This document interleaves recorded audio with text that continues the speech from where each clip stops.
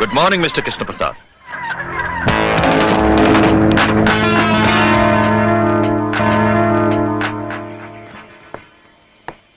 बिना अपॉइंटमेंट के और तुम यहाँ? वक्त कम था इसलिए अचानक आना पड़ा। इस चेकबुक के हर पन्ने पर मैंने दस्तखत कर दिए हैं। रकम आप जितनी चाहे भर सकते हो, लेकिन मेरे बेटे को कानून के शिकंजे से छुड़ाना है, जिसे आपके भाई इंस्पेक्टर ज्वाला प्रसाद ने गिरफ्तार कर लिया है, और ये काम सिर्फ आप ही कर सकते हैं। तुम्हारे बेटे को जमानत की जरूरत है, हमारी नहीं। जानता हूं, मगर रद्द कर दी है जमानत कोर्ट ने, इसीलिए तो आपके पास आया हूं। हम अभी तक नहीं भूले महाकाल कि जिस अर्जुन को तुमने सजा दिलवाई थी हमारे हाथों, वो दरअसल बेकसूर था।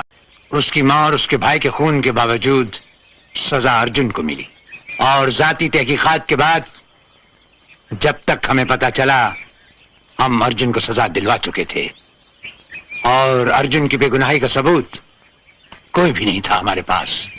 और जो सबूत नीलम के पास थे, सो तुम्हारे बेटे ने नीलम का खून करके वो सबूत भी खत्म कर दिए। और अब महाकाल, तुम्हारे बेटे को कानून के लंबे और चौड़े हाथ वो जहां कहीं भी होगा, जैसे भी होगा, खींच लाएंगे। इसका मतलब आप मेरे बेटे को नहीं छुड़ाएंगे?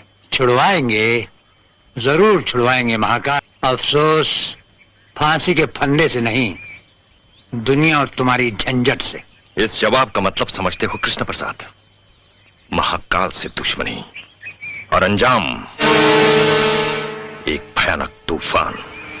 अंजाम का डर सोचना हमारे लिए बेकार और बेसूद है। रही बात तूफान की महाकाल, तो किश्ती और बादबान तो क्या, हम तो वो भंवर हैं जिसमें समुंदर के समुंदर डूब जाते हैं। कृष्ण प्रसाद, सारा बंबई शहर इस बात का भी गवाह है कि महाकाल जो सोचता है वो कर दिखाता है।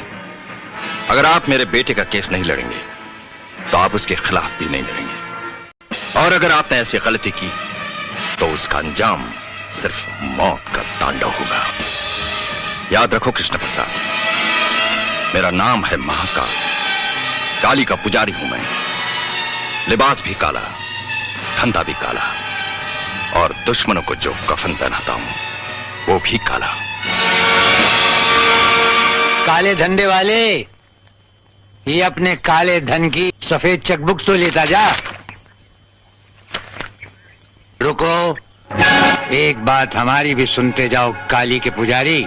छिपकली के बच्चे कभी मगरमच्छ नहीं बन सकते, वो दीवार पर रेंगते रेंगते ही मर जाते हैं।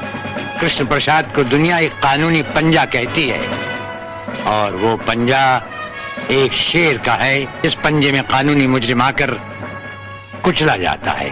हमारी राय मानो, अपने बेटे की अर्थी का सामान तैयार रखो, क्योंकि किसी भी वक्त कोर्ट उसे सजाए मौत देगा ही।